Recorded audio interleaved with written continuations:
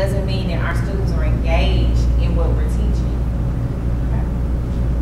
And this is all UVL. So the questions that I want to stress for today is that what are fractions, what are decimals, what are percents? And the main question is, how do we apply these particular terms to everyday life? In school, I can recall many times, why do I even need geometry? Why do I need algebra? Make them aware as to how this can apply to them on an everyday basis. Many times we're just like, well, you need to learn this. But why do I need to learn it? Here's a great example. These are sneakers. Why do I need to know about percentages? So, as we can see, we have our sneakers, they are priced at $49.99. And it's 30% off. So the problem is, imagine you are in the mall shopping with your friends. You have $50 to purchase some sneakers for school. You find a pair and realize you have enough, but you're not sure. You see the sign that states that the sneakers are 30% off. How do you figure out the percentage that will be taken off the sneakers to ensure that you have enough money? So here, we're showing them how this can apply to them on an everyday basis. I'm a bargain shopper. I love to shop. And when I see 50% off, 70% off, I'm thinking, ooh, I got enough money. So this is how we're going to begin to apply everyday problems to our students. So now here's our teachable moment.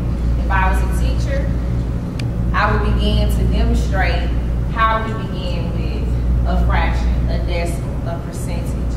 And this is where I will begin teaching them how to begin converting. What's the purpose?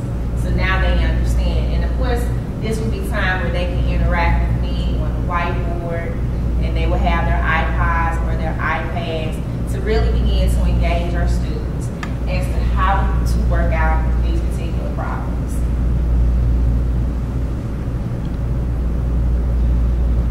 So now we use iPods, and as Kyle said earlier, is that we have all of this technology in the classrooms, but do we really use them to its work?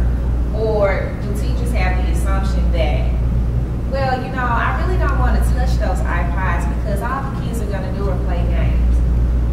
That's not true. They may play games, but guess what?